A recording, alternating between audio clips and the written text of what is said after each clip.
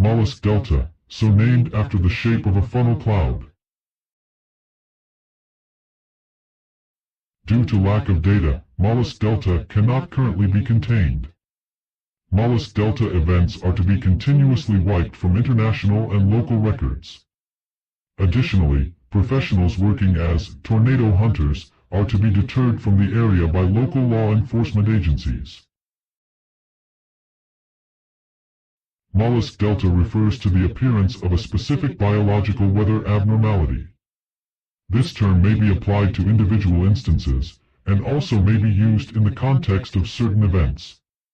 Such events are thought to occur around 100 times every year, making up for approximately 6% of reported tornadoes worldwide, typically EF1 to EF3, ranked via the enhanced Fujita scale, which categorizes storm intensity based on wind speed.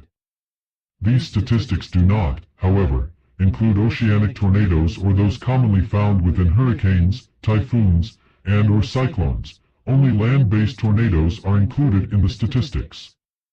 Mollusk-Δ instances commonly occur in the United States, but it is unknown if this is due to the nation's already high tornado frequency. Instances can be identified by the presence of biological matter found in place of the tornado's funnel, typically taking the form of a downward-pointing stalk-like siphon. Siphons, found in mollusks, are tube-like structures in which water, or, more rarely, air, flows in order to facilitate locomotion, feeding, respiration, and reproduction. Furthermore, the clouds and storms surrounding the false tornado will be characterized by abnormally light gray-colored condensation. Clouds near or at the center of the tornado-hosting supercell are abnormally dense when detected by radar.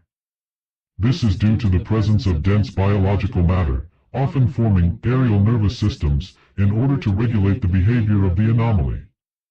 Other organoids may be present, including large, sprawling networks of bladder and ballast systems or even tendril-like limbs measuring up to 250 foot long. Structures such as electrogenerative tissue, fibrous musculature, and organoids for altering atmospheric pressure have been observed. Such structures may alter wind, lightning, and precipitation conditions. Mollusk-Δ storms typically last much longer than standard storms, appearing to feed off the organic matter acquired during the duration of the event. For this reason, many documented sightings occur in the Great Plains of the US or Northern Plains of China.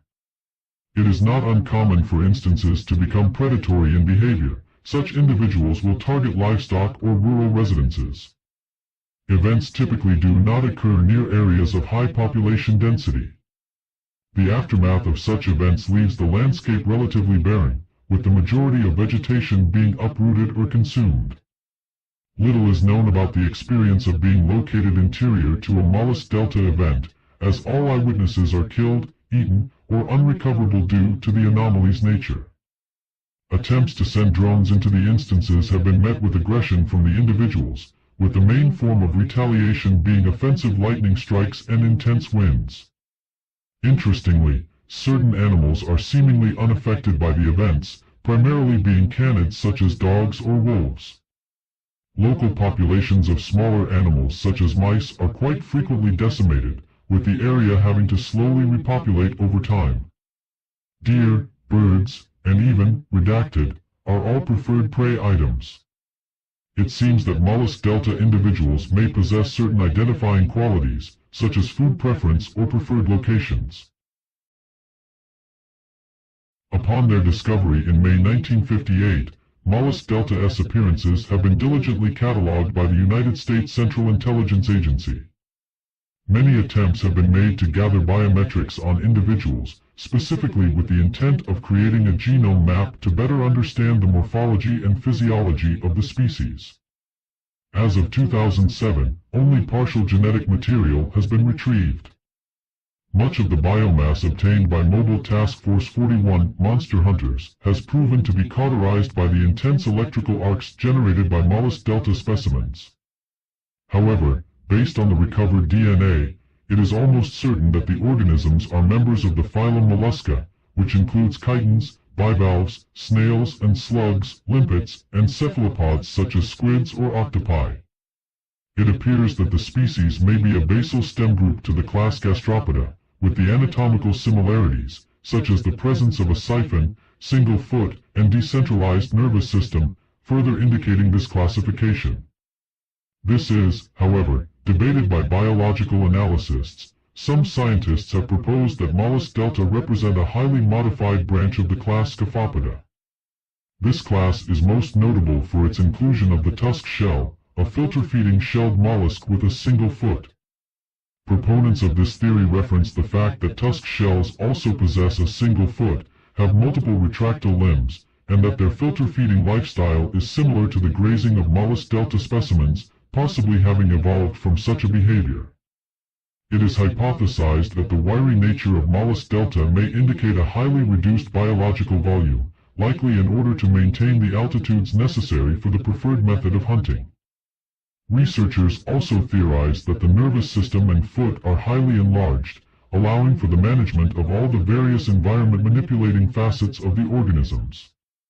This also allows for a passive respiratory system, with the self-generated wind functioning to circulate oxygen in addition to facilitating feeding.